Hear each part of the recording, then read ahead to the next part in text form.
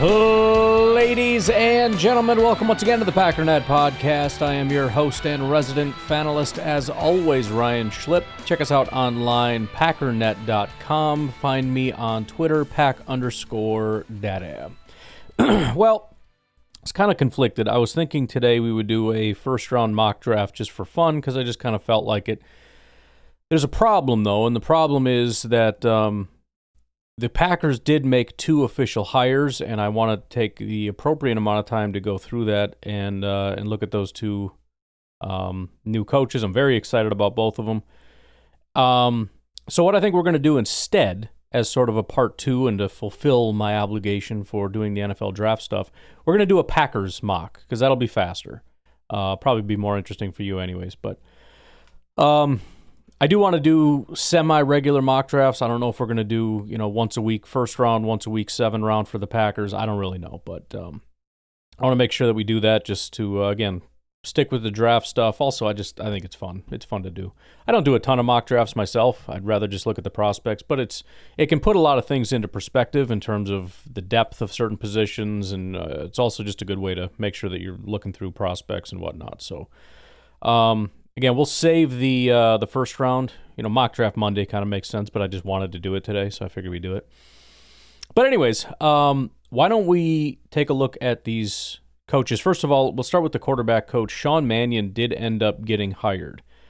I had mentioned a while ago that he was sort of the forgotten prospect. There were a couple names that were being thrown around as potential quarterback coaches, and Mannion largely wasn't one of them. But I had mentioned the story that I had heard, especially coming out of Minnesota, is that he is a real smart, real fast up-and-comer. And, again, Minnesota really wanted to keep him because they knew he was going to be a coach. They knew he was going to end up being a quarterback coach, and who knows what beyond that, offensive coordinator or whatever. My only thought as to why he might not end up being our quarterback coach is he's only been that for a year. He was a quarterback and then became the assistant quarterback coach for the Green Bay Packers for 1 year. I thought it might be a little bit too fast, but the fact that they did end up hiring him, I think it's probably best case scenario. I mean, it could obviously just be a bad decision, but it confirms my belief that this guy is sort of ahead of the curve, very much ready for this kind of an opportunity. So I am excited to get him in the building. And again, I'm not too worried about losing a quarterback coach, despite how talented he may or may not be, largely because I know that they do a lot of work week to week, and there may be something missing there. But I like the idea of getting a new, fresh set of eyes, getting somebody else in there to help Jordan. It's not like, when somebody leaves, you just lose all of the information that they gave you. You can still carry a lot of that with you, and the study habits and everything else that they helped you with. I'm excited to get Sean Mannion in there and see what he can do from a, being able to take the reins with Jordan Love and really mold him. Hopefully kind of give him some new tools that he can work with. But let me just run through this real quick. A little overview of Sean Mannion. Former NFL quarterback, transitioned to coaching in 2024 after a 9-year playing career. Known for his record-setting college career at Oregon State, he now serves as offensive assistant for the Green Bay Packers. This is obviously slightly older news, focusing on quarterbacks and the passing game. He was a high school multi-sport athlete, played baseball and football, threw for 3,521 yards and 27 touchdowns as a senior, committed to Oregon State as a 3-star recruit, turning down offers from UCLA, Washington State, and others. Mannion rewrote Oregon State's record books during his 43 starts from 2011 to 2014. He had 13,600 passing yards, which is 8th in NCAA history, at least it was at the time. He had 83 touchdowns, which is 7th in Pac-12 history. He set the Pac-12 single-season record for passing yards, 4,662 in 2013, as well as touchdowns, 37 in 2013. Two-time honorable mention All-Pac-12 in 2013 and 14, three-time team captain, first Oregon State player to earn that distinction, and graduated with a 64.6% career completion rate. which was at the time a school record. He was drafted in the third round, number 89 overall, by the St. Louis Rams in 2015, spent 9 seasons as a backup quarterback. He was with the Rams from 2015 to 2018, the Vikings 2019 through 2022, spent some time with the Seahawks 21, 22, 23, went back to the Vikings in 23, kind of a lot of back and forth there. He played 14 games, 3 starts, 571 passing yards, a touchdown, 3 picks, 66.1 passer rating. Had a notable start week 17 for the Vikings against the Packers, where he threw his only career touchdown pass. He retired from football in February 2024 to join the Packers as an offensive assistant. In his debut coaching season, Green Bay went 11-6, reaching the playoffs, though they lost in the divisional round. By the way, he does have experience with Matt LaFleur. If we kind of dig a little bit deeper here into kind of his reputation, it says, as a backup quarterback, Mannion was known for meticulous game week preparation and mentoring starters like Jared Goff and Kirk Cousins. Matt LaFleur noted his reliability in executing coaching directives and ability to help Jared in that situation during the 2017 Rams tenure. So 2017, you have Matt LaFleur as the offensive coordinator for the Rams, with Mannion as the backup under Jared Goff. LaFleur actively recruited Mannion in 2024, stating he always figured he was going to go down this route due to his process-oriented mindset and communication skills. LaFleur called Mannion a great teacher with a bright future, emphasizing his past experience as a player who had to prepare week in and week out, getting the reps as invaluable for developing Jordan Love. Packers chose Mannion over internal candidate Connor Lewis for the quarterback coaching role, highlighting organizational confidence in his potential, which is another thing that I was trying to point out. The fact that there were other seemingly stronger candidates that a lot of people assumed were going to get the role, and Mannion ended up getting it over them. Some quotes from an article here from Bill Huber. Says, when we played them early in the year, talking about the Vikings, he told me he was going to get into coaching. So I was like, all right, well, let me know when you become a coach. He's just a guy I've always respected, how he went about his process, how he prepared for games, how he helped Jared in those situations. And then it says, last year, Mannion was scheduled to interview for a position with the Chicago Bears. During the second half of the NFC Championship game, LaFleur got together with Mannion via Zoom. He showed me what he was going to present, and I told him, wow, that's pretty good. I think you should come up to Green Bay when you're done with that interview. And I'm surprised they let him out of the building. They tried to get him, but I guess we had more to offer.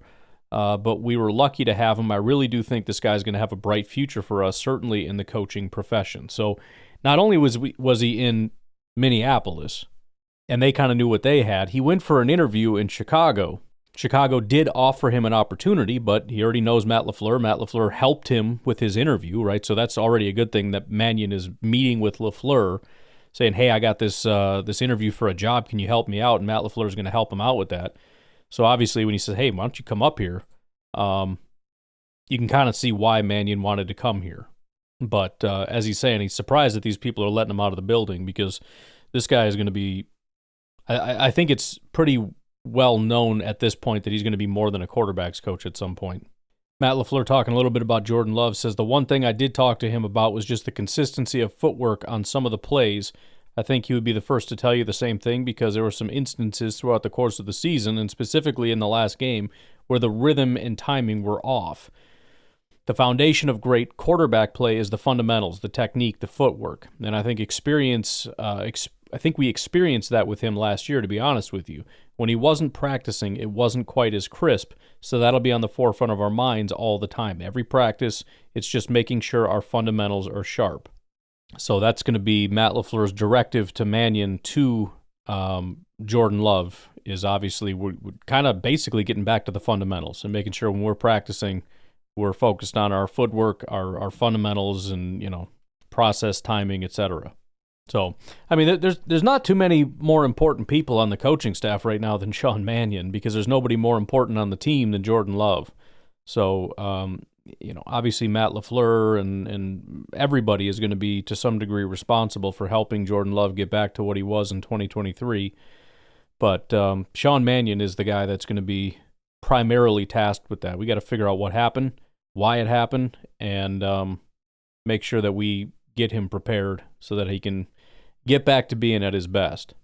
All right, why don't we take a break? We'll come back, and I want to take a look at the new Green Bay Packers overqualified defensive line coach. I know I say that a lot with our coaching staff, and I believe it. And I think we did it again. We got a guy that is way too qualified to be just a freaking defensive line coach, but I'm very excited about it. It's a name that didn't come up on my radar, at least in terms of people that they had met with. So we'll take a break. We'll come back and take a look at the new defensive line coach.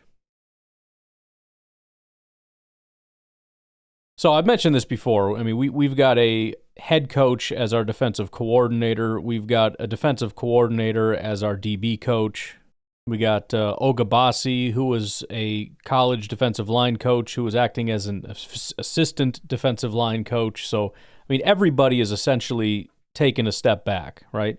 And I think a lot of these guys, they probably aren't ready to take that step. You know, maybe Hafley isn't, head coach material, or, I also think we have a linebackers coach that is qualified to be a defensive coordinator. Maybe they wouldn't succeed there, but the point is that they are at the point where they're too good at their job to just be where they are.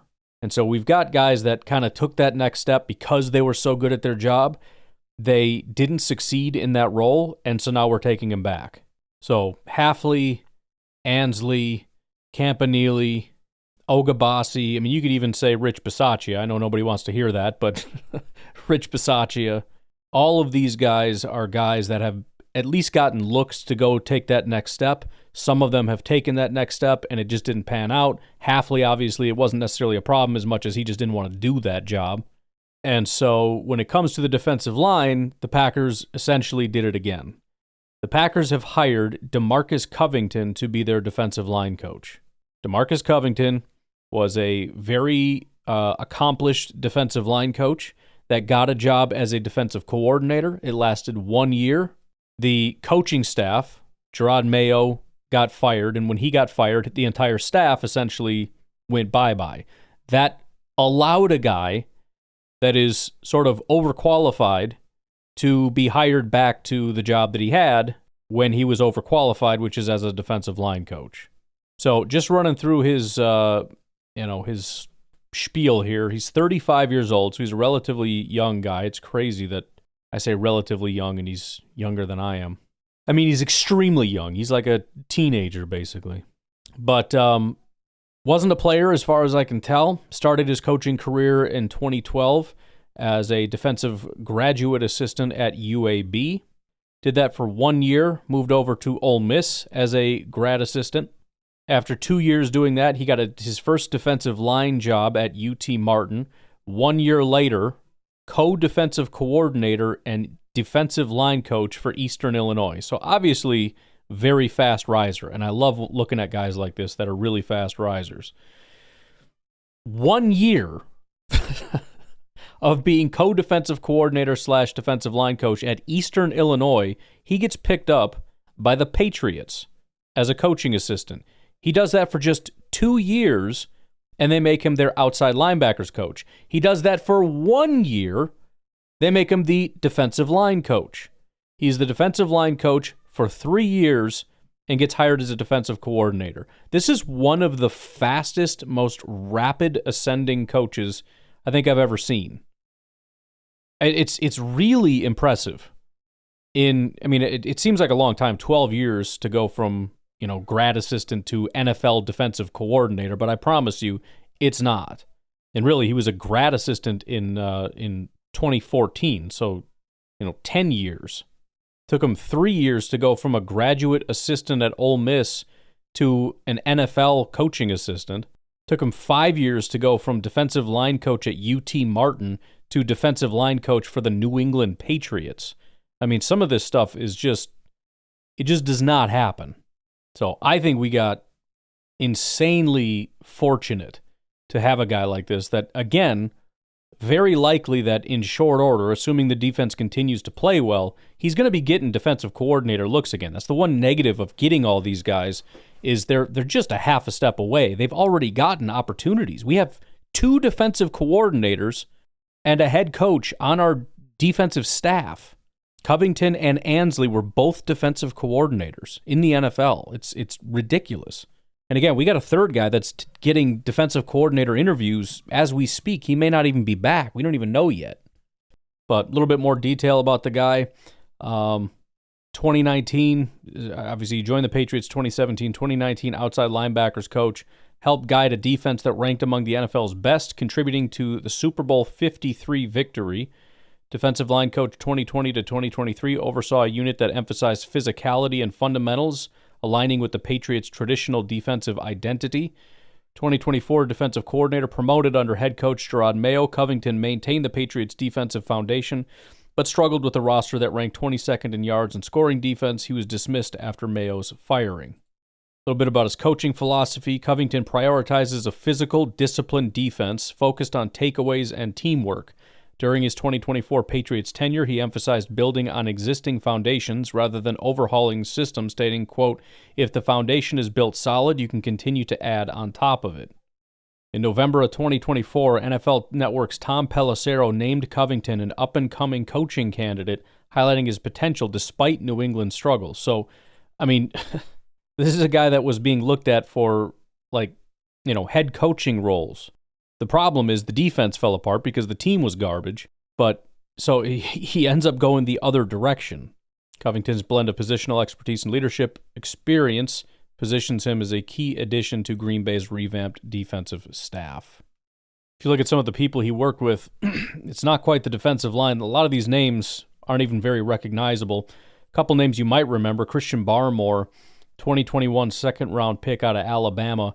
Really not a terrible, he's missed a lot of time due to injury, but the thing that matters the most to me for a defensive line coach is growth. He came in 2021, talking about Barmore, 63 grade. He's a fantastic pass rusher, by the way, 51 pressures on 412 attempts, but 63 grade. The next year was a 69 grade, so he grew. He had 23 pressures and 3 sacks on 230 attempts, so rated about, 10%. Year 3, 84 PFF grade. He had 49 pressures and 8 sacks on 480 attempts. So just above 10% there with 8 sacks and an 83 overall grade. 2024, when he became the defensive coordinator, he fell off massively, but he only played 4 games. His first time playing was week 11. So like I said, really big injury issues. He also worked with Matthew Judon.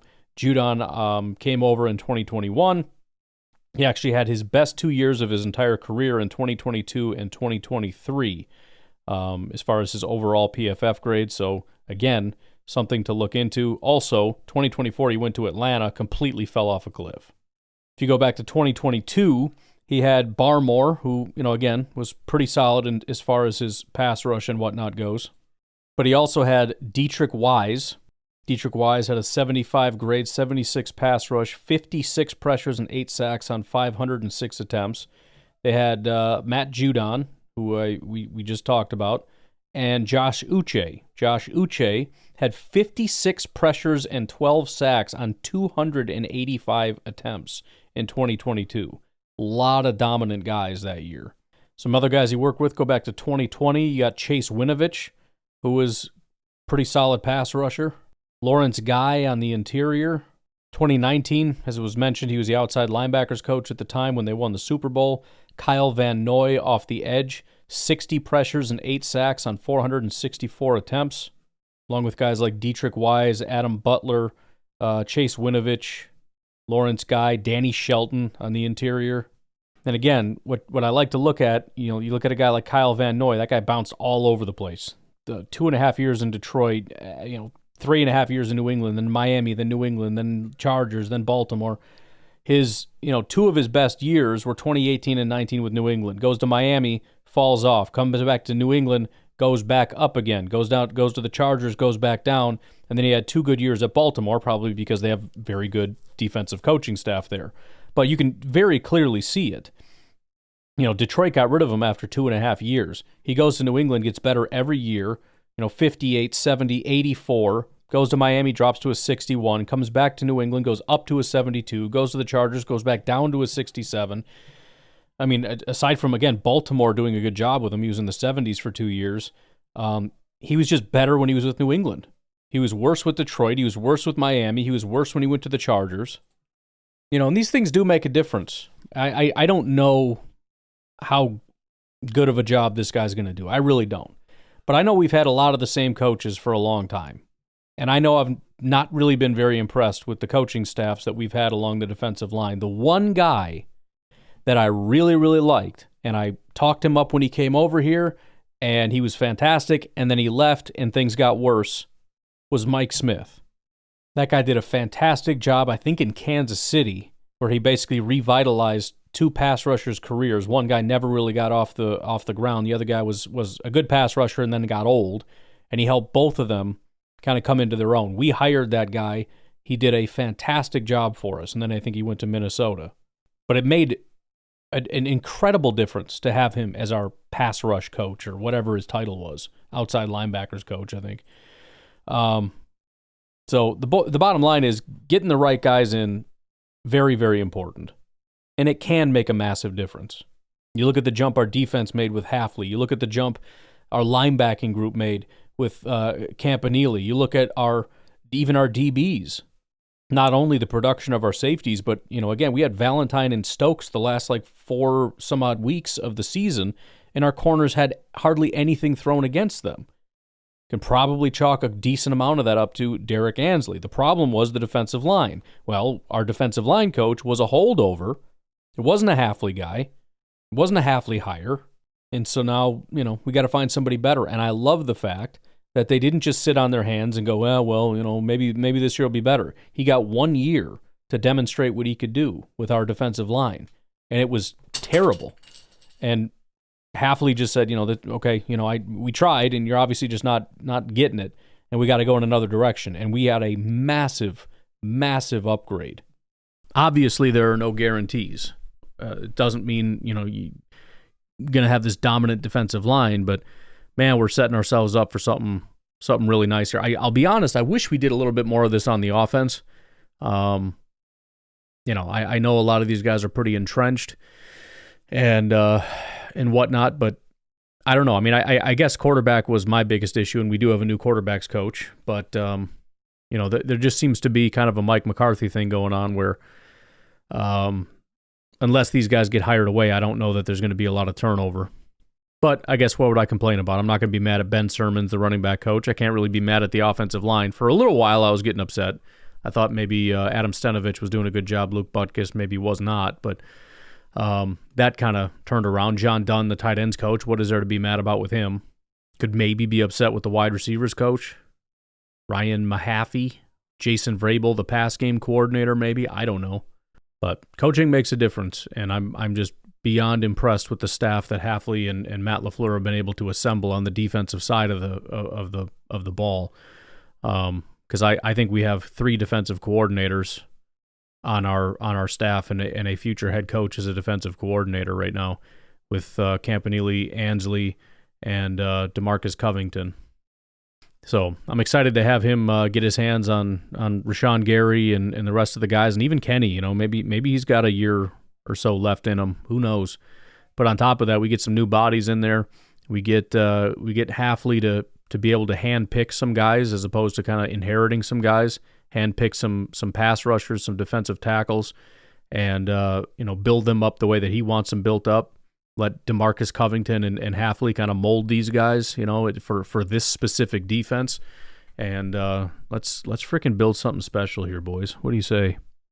All right, why don't we take a break? We'll come back and we'll do this little mocky draft, huh? See what we can do. We'll take a break. We'll be right back.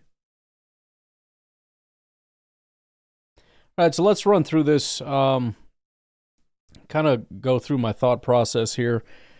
Watching a couple different people, reading up on a few people. So first pick, I'm not going to go through who everybody picked or whatever. We'll just kind of go through who's available.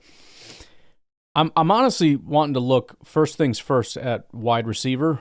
And the only reason I say that is, first of all, because it's interesting and that's what everybody wants and it would be fun.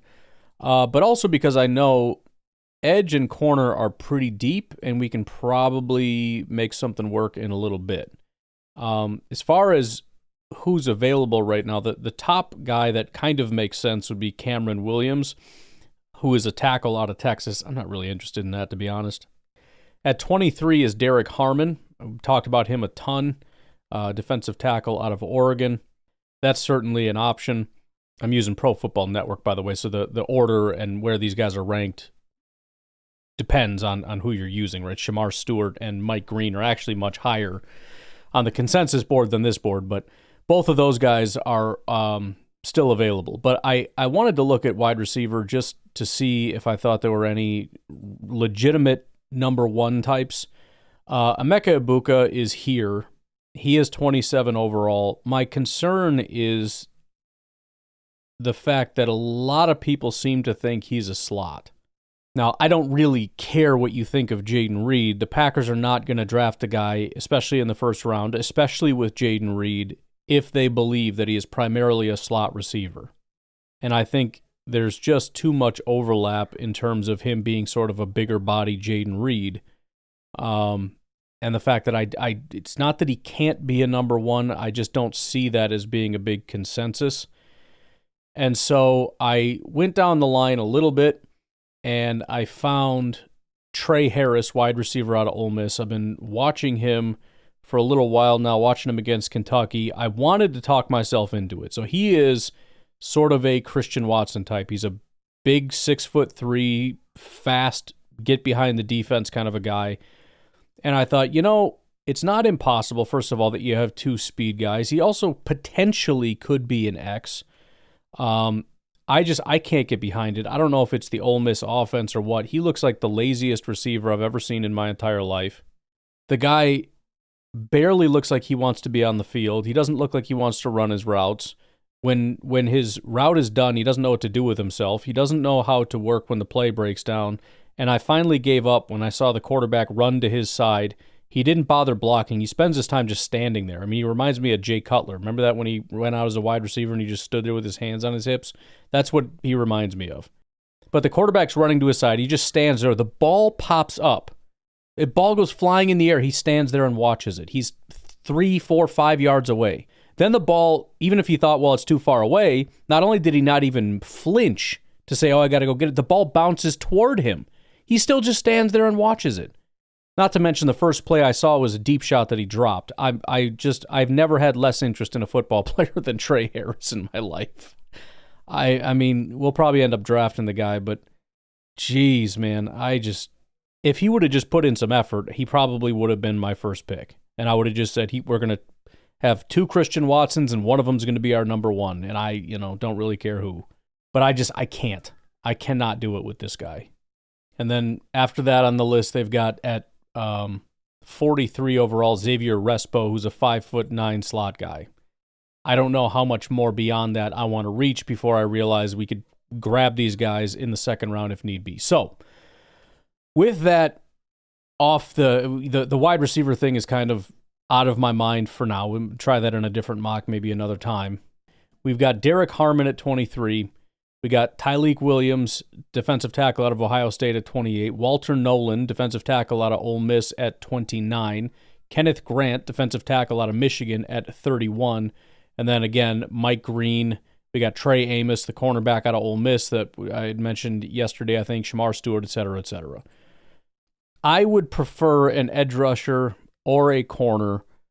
However, we've seen with, for example, the Chiefs, and we saw obviously in the past with the Rams, there have been times where teams have had their entire pass rush revolve around one talented interior pass rusher. The question for me is, can that be Derek Harmon? And I think the honest answer is yes. And to be completely honest, if we look at the edge compared to defensive tackle is probably a bigger need anyway. As much as I'd love somebody off the edge to be able to get it done, Kenny Clark, his time is done. TJ Slayton, his time is done. Wyatt is a decent pass rusher that can't stop the run. And Brooks and Wooden showcased nothing this past year whatsoever. If Harmon can be an everything defensive tackle with Rashawn, and maybe Van Ness can take a step, I don't know, with Wyatt as a pass rusher, Kenny will be here for a little bit of a while, however long we decide to keep him.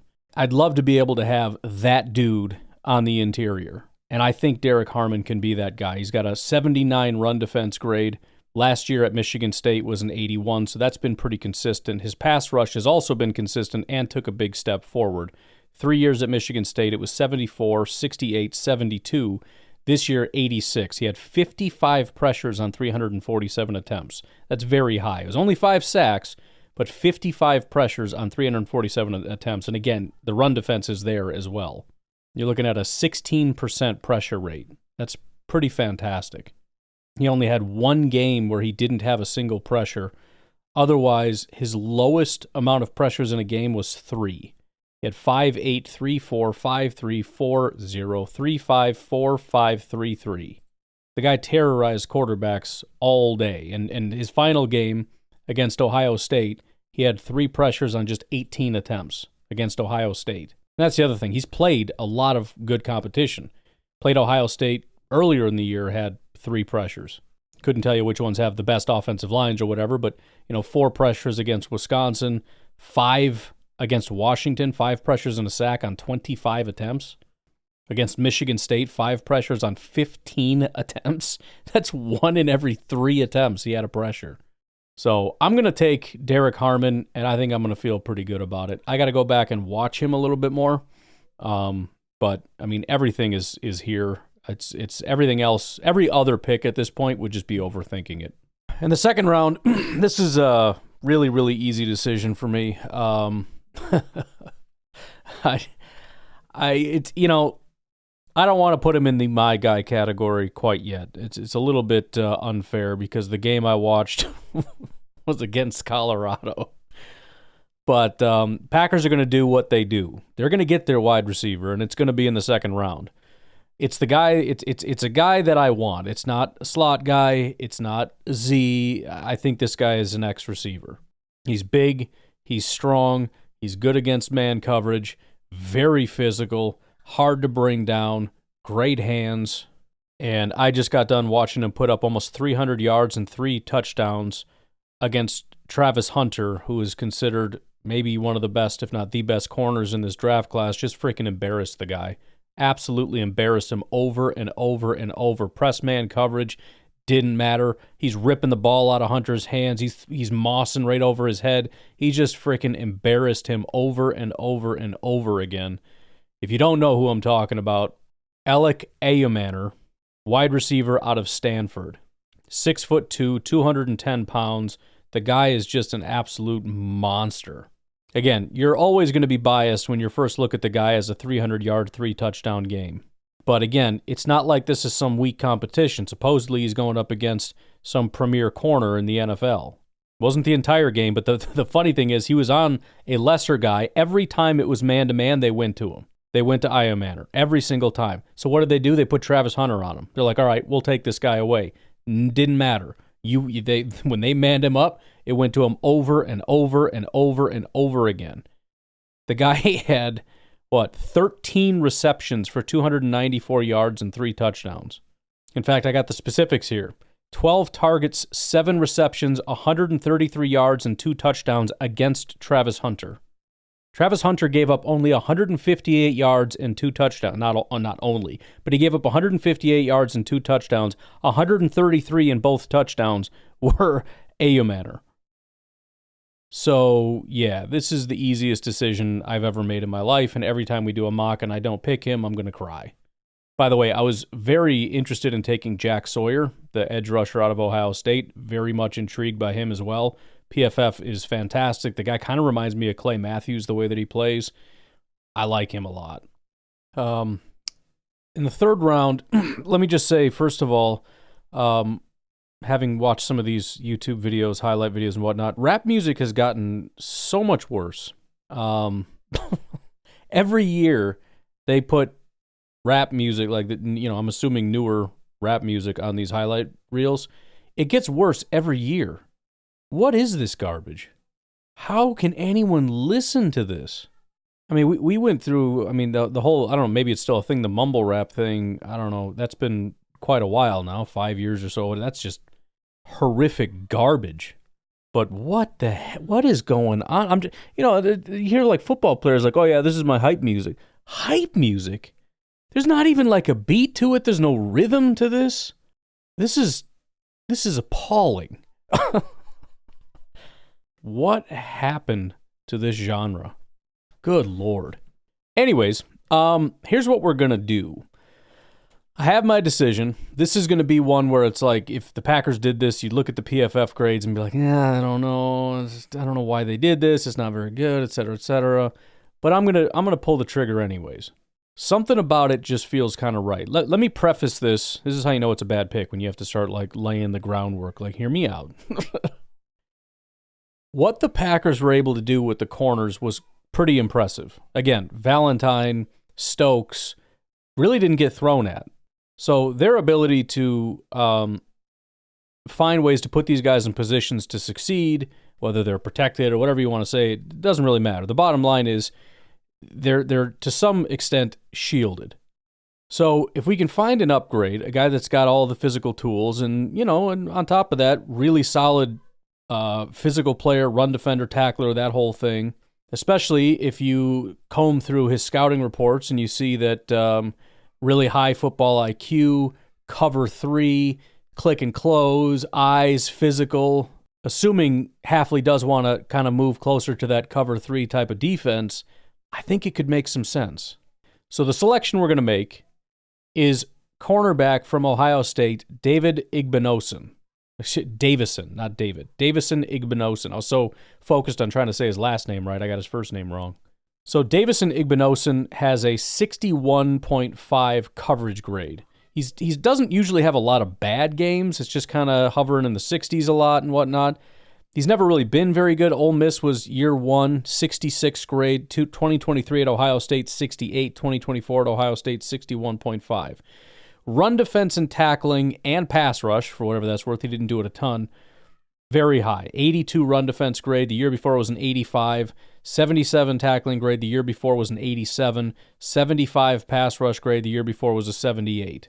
So I am trusting our coaches, Hafley, Ansley, etc., to coach this guy up, help to put him in those same kind of positions. This is a massively upgraded Valentine, very physical guy that's just going to be a good scheme fit. Again, high IQ guy. He's going to be able to fit within our system. You move him from the Packers to some other team, he's probably going to suck, but he's going to work for us. Next up, again, I'm not going to overthink it. I was eyeing this guy up when I made the last pick. I was kind of hoping he would fall. Plus, I kind of like the idea of doubling up on corner, especially when you missed on him in the first several rounds.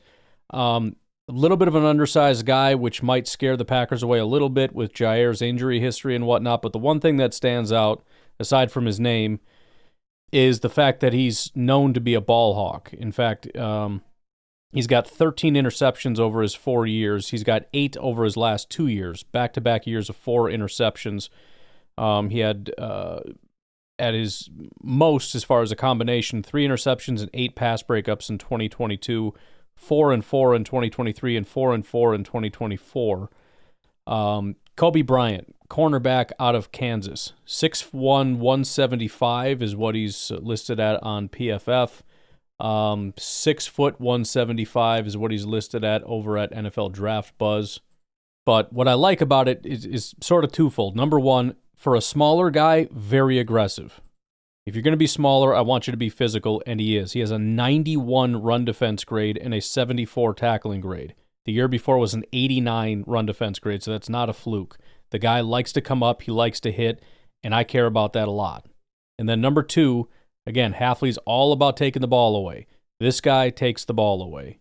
So we're going to take a little bit of a risk with a smaller guy. I know, well, Packers would never. They literally had. That's what we just said about Jair, all right? Granted, he's not 175, but every single time we hear the Packers would never, they do it. So you have no idea what they would or wouldn't do. You know what they haven't done, and then you pretend what they haven't done is something they would never do, even though you have no idea. Let's just say at 6'1", he can pack on another 5, 6, 7 pounds, however many pounds make you feel comfortable with him possibly being drafted by the Packers, all right? Next pick is largely a necessity pick. I started looking around to try to see who could fill our vacancy at center. Presumably, we have a vacancy at center. We could look at, a tackle with versatility. The problem is they have to be able to play center, and none of the tackles that I looked at, maybe they played some guard, they didn't play center. Same with the guards. you have to have some center experience. As far as, possibly looking at a guard, again, I think Sean Ryan and Jordan Morgan are going to compete for right guard.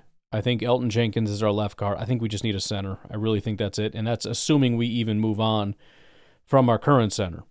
With that being said, the only guy that is not a reach at this point that I think makes sense, rather than waiting for another several rounds to see what's available later, Cooper Mays, Tennessee Volunteers center. He's listed as a guard here, but he's not. He's a center. He's only ever played center, 5 years as a center. The only reason I sound like I'm not excited is sort of twofold. Number one, he's 24 years old, which is not fantastic. Number two, he is a classic Packers guy in that he has a 76 pass blocking grade and a 67 run blocking grade, so it's not to say he can't improve that when he gets to the pros. It's just not a great sign to start with. Number three, he's never been a good football player until this past year. Now, growth is a thing that happens, so it's not that big of a deal, and he's extremely consistent. He only had one bad game, pretty much 70s and 80s across the board outside of that. But in his 5 years, it was 30, 50, 60, 60, and then his 76 this year. So you could call it growth, you can kind of call it fluky, but bottom line is it has to be done, and I don't think there's a ton of stud centers just floating around there. If I see one later, we can double up or something, I don't know. But for now, I just don't want to get through this draft without having one. And so we're going to go with Cooper Mays, center out of Tennessee. By the way, I don't think I mentioned this as far as the Kobe Bryant pick. As I've said before, good shot Keyshawn plays still on the boundary. I know they like Valentine. I think we have Igbinosun come in and compete as a boundary guy. Kobe Bryant, I'd like to see try in the slot. Again, Bullard and Bryant can compete for that. I don't know that Bullard does much to win it, and is with all the physicality that Bryant has, the one benefit Bullard has is being a safety. He's kind of a downhill guy, but I think Bryant has that maybe even a little better than he does. So you got Keyshawn on the boundary, you got Igbinosun and Valentine competing, and then you got Kobe Bryant and Bullard competing for the slot would be kind of my vision for things.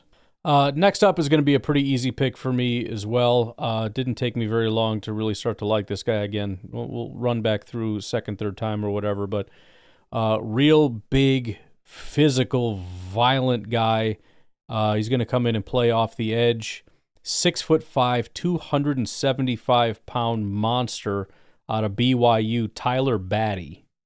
Let's start here. 5 years at BYU. Don't have his age listed, but obviously he's going to be a little bit up in age. 4 years as at least semi-starter. His grades were 62, 82, 76, 79 this year. 79 overall, 74 run defense, 75 pass rush, even a 71 coverage. He had 2 interceptions, believe it or not. 42 pressures on 337 attempts. Just 2 sacks, which is obviously not great. I don't know how you only have 2 sacks on 42 pressures, but there you go. The year before, he had 34 pressures on 359 attempts and 6 sacks. So that year, the pressures are a little bit lower, the sacks are a little bit higher. But 12.5% pressure rate. Again, big physical guy off the edge.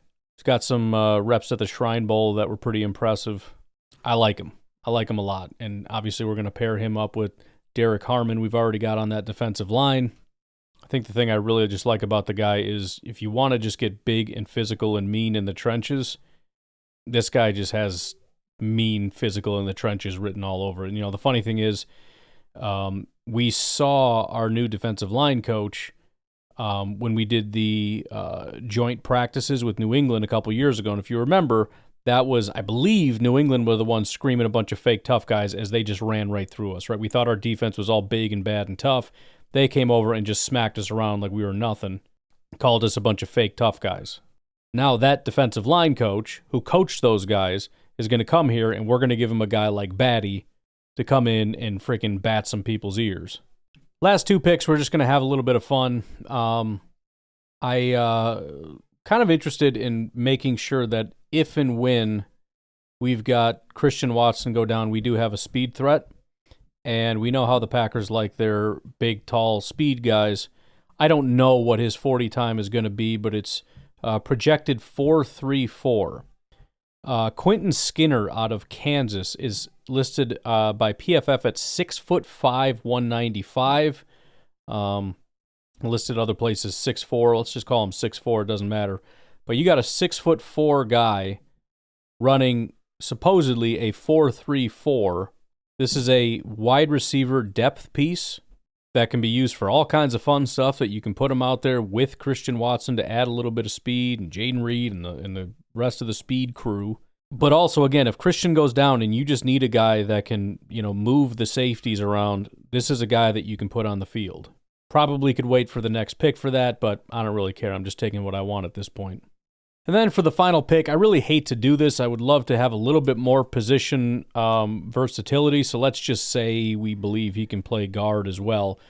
But there's another center here by the name of Drew Kendall, offensive center out of Boston College. I skipped over a bunch of guys because, again, I'm just taking what I want. 6'4", 299. I like the size.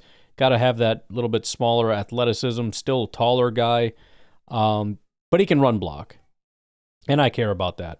He's been a good pass blocker for most of his college career. Last 2 years, 71 and 76 run blocking. A lot of the other guys just really cannot do it.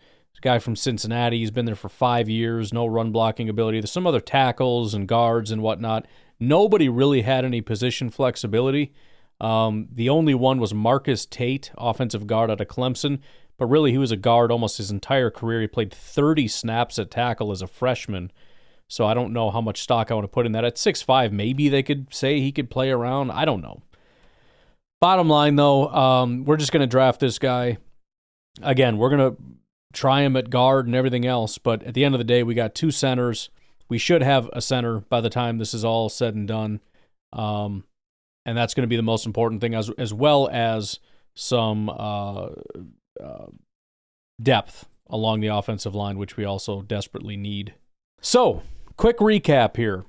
In the first round, we took Derek Harmon. He's going to be our everything defensive tackle, hopefully raise up the talent level on that side of things. He'll be our new Kenny Clark, the guy that'll be playing most of the snaps, while we got guys like Wyatt and whatnot as our more pass rusher types. Alec Ayumaner, going to be our ex-wide receiver, real big, physical, super talented guy. We went back-to-back corner with Davison Igbinosun out of Ohio State. He's going to be our boundary guy, real big physical guy. We're hoping we can play more of our cover 3 type, but high IQ physical tackling type of corner. Then we went kind of the other direction, still physical, but Kobe Bryant out of Kansas, smaller guy. We'll try him everywhere, probably going to be playing in the slot, but again, big physical downhill guy, which is good for a slot guy too, to be able to get into the backfield on those wide receiver screens and whatnot in the run game, be able to come downhill, tackle for a loss type of thing. He's going to be competing with Javon Bullard, largely to be our slot guy, presumably. Then we got Cooper Mays. He is actually listed as a guard here, but he's played center, so he's going to be, again, both of these guys are going to be interior offensive linemen, but primarily, hopefully, going to be our starting center, Cooper Mays out of Tennessee. Then we got the big physical tone setter and Tyler Batty, edge rusher out of BYU. He can probably play some outside-inside. He actually played a lot of interior defensive end in a 3-4, so he should be able to do a little bit of that if we need him to, but he's going to be a big physical presence on the edge. Then Quentin Skinner, he's our Marquez Valdez-Scantling. He's our just in case we lose Christian Watson again, on the off chance, wink, wink, we didn't just lose all our speed. We can throw Quentin Skinner out there, and hopefully he's not just speed, but at the end of the day, at least we have that to be able to push the safeties back if we need them. And then finally, Drew Kendall, another interior offensive lineman, provide a little bit of center depth, interior offensive line depth, etc., etc. So I'm actually feeling okay about that, to be honest with you. I usually hate my mock drafts. I kind of like this mock draft.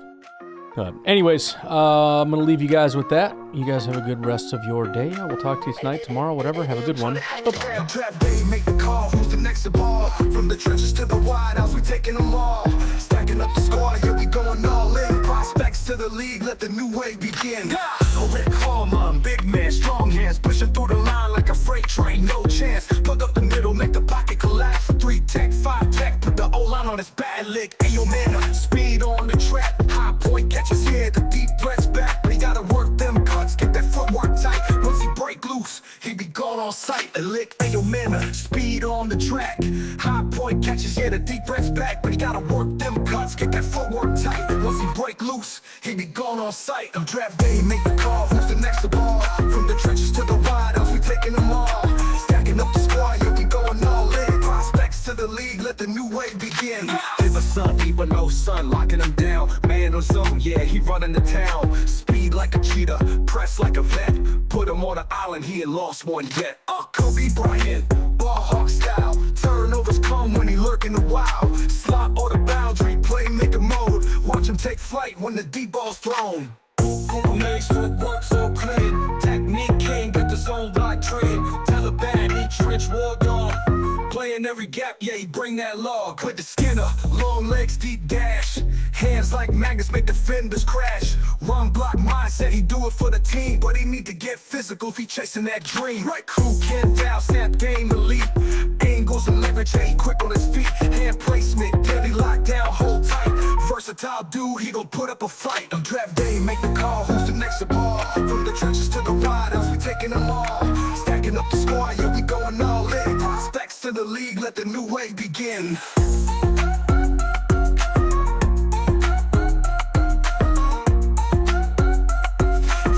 Ken Down, snap game elite, let's go!